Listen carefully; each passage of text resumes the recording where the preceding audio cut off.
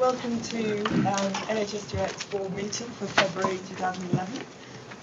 As usual, we will be streaming this, we probably are streaming this online live. So I'd like to welcome not only everybody who's in the room, but anyone else who's listening to us. Yes, I've got a thumbs up there from the technical people, so we are live. So I'd like to welcome everybody who's watching on the web. We have a slight technical challenge today, which is that, and a sort of semi-apology, that our HR director, Roger Rawlinson, has hurt his back. So he's with us in spirit and on the phone. I don't know quite when he's joining us. Is he with us now? He's not with us now. Okay, so he'll be joining us partway through the meeting. What I've been told, this is a really interesting challenge, is that we should be able to hear him, those of us in the room, but the people watching on the web won't be able to hear him. So he will require sort of simultaneous repetition of what he says. So we just asked him to speak even louder than he does normally. That's very unkind. I'm sure you'll take that back. True, but kind. Okay, so other than Roger, who, as I say, is going to be with us for part of the meeting from home, we don't have any apologies for absence. I haven't been notified of any particular declarations of interest. Does anybody want to make any now? No? Okay. If anything comes up during the meeting that people weren't aware of, I'm sure they will let me know. Let us then move on to the minutes of our January meeting. Can we please, first of all, have any matters of accuracy in the minutes of last time? No? Good? Lovely. Are there any matters arising that you think are not covered in the action list? Yeah. Okay. Sorry, in the action list. Yeah, that are not covered in the action list. No, I think that's okay. Let me just ask then, I think we had an item last time which was to encourage, looking at Alan here, our IT director, to encourage people to do the online information governance. Yes. Now, of course, I'm mentioning it because I'm Mrs. Goody Two Shoes, scraping through with a magisterial 83% on my. I know that Tim Hayman's also done it, so he gets a brownie for that. How are we doing with that? Louisa? I've got 91 actually. That's I've got my certificate. Boo is. Alan, how are we doing? Do we need a further reminder?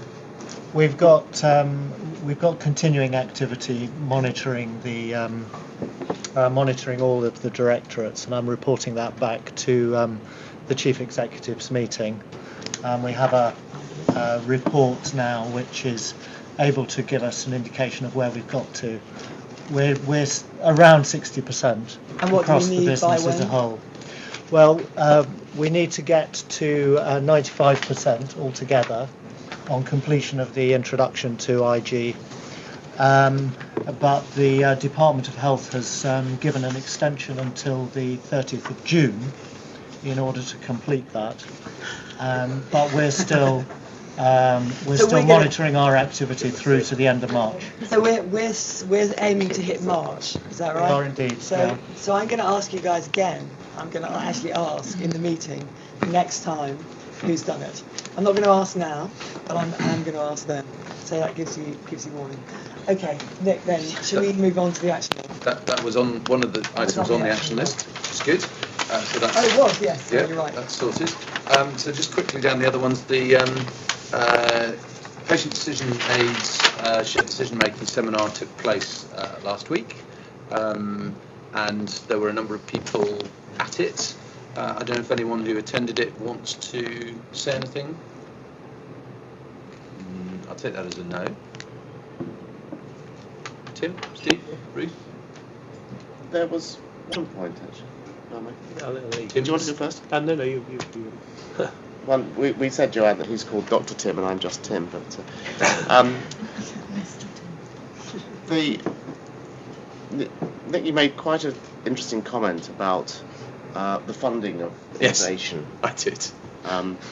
And I think it's something we ought to consider at the strategy day, because I've always felt a bit not uncomfortable, but hesitant, I guess, about East of England approving, quote unquote, all our innovation. And I'm used to, in the world that I used to exist in, that you'd have government funded research and development, and you'd also have privately funded, which might have been out of your own resources. And I just think we ought to have a think about that at the strategy day, because we ought to be able to find room for some private venture stuff if that is the right thing to do. Okay, thank you, Tim. I was interested in the, if you like, the business proposition that this represented, and I struggled, I think, on Friday to work that out. A teleconference perhaps wasn't the best way to follow that through. Yeah. I was also there are two other features of the PDAs which intrigue me.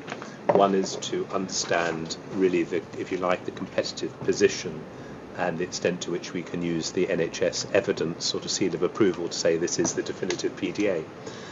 The other was exactly where this fits into the patient pathway, patient journey. And we discussed that a little bit on Friday, but I'm still a little bit unclear about where we want to pitch it. Yes, interesting.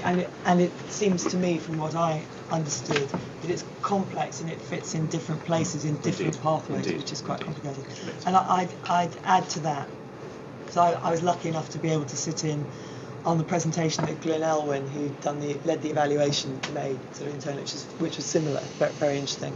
And I think there was a further very powerful point that even when you are doing the country's leading decision aids with the best evidence, with the best people, it is still difficult to replicate an online experience which is as slick and as good and as user friendly and as intuitive as the other things that we use day to day in our lives, produced by Mr. Tesco and Mr. Facebook and so on. And that's a real issue, that whether we can ever get to that point, because they, despite being the best on offer, they still feel a bit punky. Steve.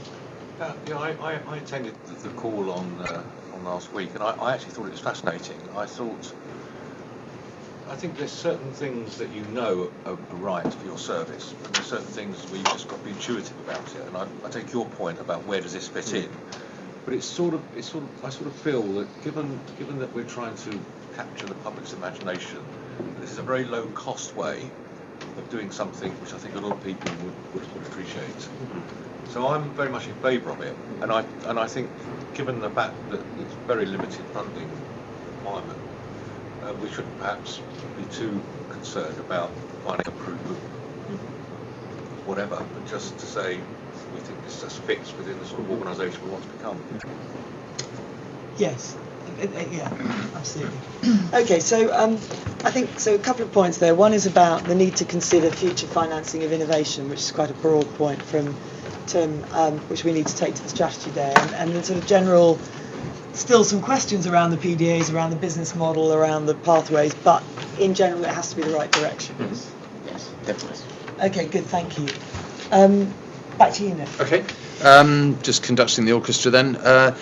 Trisha, I don't know if you're in a position to respond to that. Yes, I am. Point. If the board recall, in the December board, we listened to a call regarding a 95-year-old lady who was in a care home, and in our service the call came to a P3 and awaited a nurse call back, and the request was what would the patient experience be, or the journey be for the patient if it had been a 111 service. And I can report back in that case, the call would have been one transferred to a nurse advisor who then would have undertaken the call. The outcome would have probably been the same as in the P3 call, which would have been referred to a GP within 0 to 1 or 0 to 2 hours. And so that is the difference between the 0845 experience and the 111 journey. However, sadly, this patient did die within an hour of us receiving that call, so the outcome in the long term for the patient would have been the same. However, the journey would have been different. Okay. Thank you. Okay. I need to ask people to speak up. I think we do have still quite a lot of fan noise, and I think it's difficult to hear at the back. So I'll try and speak up, and if everyone else could too, that would be really helpful. Okay. And I think the next item to pick up is there was a request for people to use the health and symptom checkers and to give any feedback that they wanted to at the board meeting. So it's an open item. Could I suggest that we consider, when we think about the call recording that we've listened to this time, let's see how we're doing for time and see whether we've got enough time to pick up people's feedback from using the interactive symptom checkers. Because I'd like to do that, but I'd like to see how we're doing for time first, and we might defer it. Okay, I think that's it. There's no other action items. Okay, good. Thank you. Next up, yes. I'm sorry, Sue. Yeah, just one thing on the timing of the issue around the serious incident report. So it's Yes. the March board meeting, but I don't think it will come until the April one because the Clinical Governance Committee is the 1st of April, so it will have to come to the April Right, meeting. okay. Yeah. Well, we'll amend that accordingly. Yeah. Okay, so next item is a short one. List of the stuff I've been doing recently. Happy to answer any questions on that. Fine.